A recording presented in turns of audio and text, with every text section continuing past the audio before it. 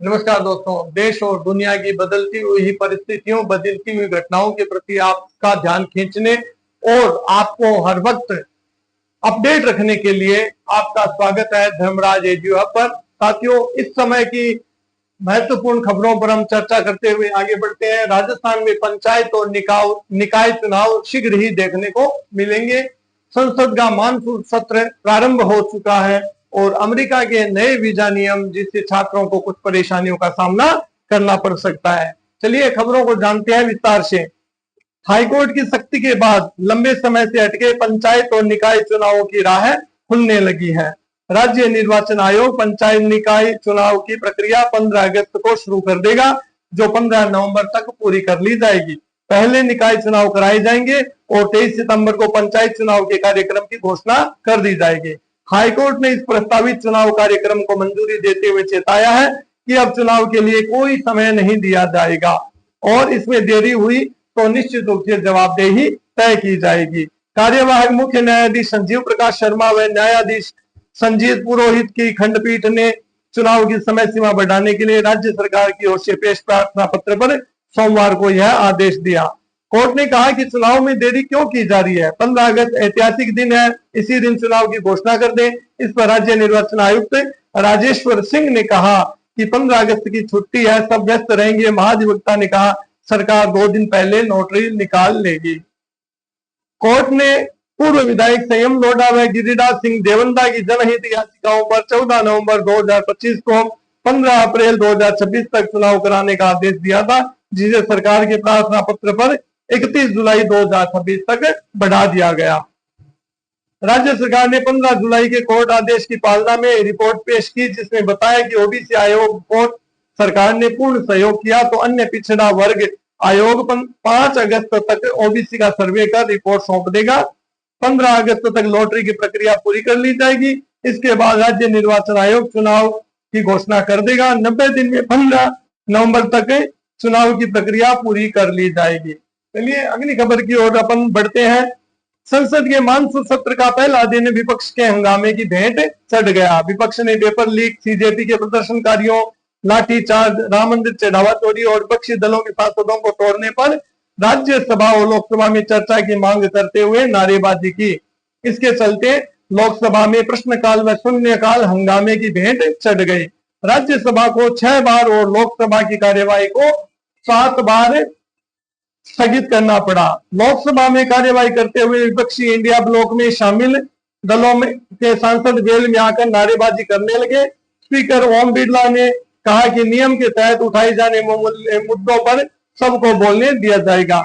उन्होंने प्रश्नकाल चलाने की अपील की, लेकिन सांसद नहीं माने। हंगामे के बीच कानून मंत्री अर्जुन राम मेघवाल ने सुप्रीम कोर्ट में जजों की संख्या बढ़ाने का विधेयक पेश किया। वहीं कार्यवाही को दोपहर 3 बजे तक 7 बार स्थगित करनी पड़ा। राज्यसभा में नए सदस्यों की शपथ और पूर्व सदस्यों के निधन पर शोकाभिव्यक्ति के बाद खड़गे के पुनः नेता प्रतिपक्ष निर्वाचित होने की जानकारी देते हुए उन्हें बोलने के लिए कहा गया। इस पर खड़गे नीट परीक्षा प्रदर्शनकारी छात्रों पर लाठीचार्ज का मामला उठाया। खड़गे ने कहा कि यह केवल राजनीतिक विषय नहीं बल्कि लाखों छात्रों के भविष्य से जुड़ा गंभीर मामला है। इस पर सदन में हंगामा होने लगा। सभापति सीपी राधाकृष्णन को कार्यवाही स्थगित करनी पड़ी। मानसून सत्र की शुरुआत से पहले मीडिया को संबोधन में प्रधानमंत्री नरेंद्र मोदी ने कहा कि मानसून और मानसून सत्र दोनों प्रोएक्टिव हो तो फायदेमंद होते हैं। उन्होंने सांसदों से व्यवधानों से बचते हुए सार्थक बहस करने का आग्रह करते हुए कहा कि जहां तर्क और तथ्य होते हैं वहां शोर शराबे की कोई जरूरत नहीं होती। राजस्थान रिफाइनरी गुजरात में नए सेमीकंडक्टर संयंत्र और हाइड्रोजन ट्रेन का जिक्र करते हुए कहा कि यह संयोग नहीं बल्कि एक मजबूत संदेश है कि हमारे देश के युवाओं की क्षमता और आकांक्षा असीम है। उन्होंने कहा कि मैं किसी 56 साल के नौजवान की बात नहीं कह रहा हूं। इसी तरह से अगली खबर पर चर्चा करते हुए अमेरिका के वीजा नियमों की ओर अपन बढ़ते हैं। अमेरिका में अंतरराष्ट्रीय छात्रों के लिए नए वीजा नियमों का असर वहां पढ़ने वाले भारतीय छात्रों पर भी देखने को मिलेगा। ट्रंप सरकार के बनने के बाद से लगातार शक्ति के चलते अंतरराष्ट्रीय छात्रों के दाखिले में गिरावट दर्ज की गई है। अब प्रवासी भारतीयों के नीति समूह foundation for India and Indian diaspora studies ने इसे लेकर चेतावनी दी है। इसके अनुसार F1 और J1 वीजा पर 4 वर्षों की सीमा तय करने से अंतरराष्ट्रीय छात्रों को अपनी डिग्री या रिसर्च को बीच में ही छोड़ करके अमेरिका से जाना पड़ सकता है। यह नियम सितंबर से लागू होंगे। ऐसे में संगठन ने अमेरिकी जनप्रतिनिधियों और यूएस सिटीजनशिप इमिग्रेशन सर्विस से अपील की है कि इसे तुरंत रोका जाए।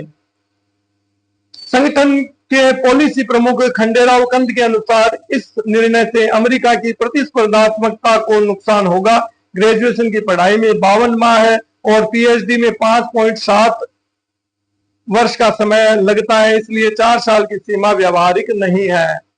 संगठन के पास पहले ही 1.1 करोड़ मामले लंबित है, उन्हें सुलझाने में ही 1 वर्ष का समय लग जाएगा। वहीं संगठन ने सुझाव दिया है कि अच्छे छात्रों को स्वतः वीजा विस्तार मिले और आवेदनों का निपटारा तेजी से हो। ग्रेस पीरियड की अवधि बढ़ाकर 30 दिन की अवधि से 60 दिन की अवधि पर बहाल किया जाए। 3.63 लाख भारतीय छात्र उच्च शिक्षा व रिसर्च के लिए यूएस जाते हैं प्रति वर्ष। 31% अमेरिका जाने वाले छात्रों में भारतीय छात्रों की हिस्सेदारी है। 1.1 करोड़ मामले लंबित यूएससीआईएस के पास है। इस तरह से ये जो वीजा के नए नियम है तो छात्रों के लिए परेशानी का कारण बन सकते हैं। बाकी इन खबरों के बारे में आप क्या सोचते हैं, कमेंट बॉक्स में अपनी राय जरूर दीजिए। हमारे चैनल को यदि वीडियो पसंद आया हो तो हमारे चैनल को लाइक कीजिए, सब्सक्राइब कीजिए और बेल आइकन दबाना ना भूलें।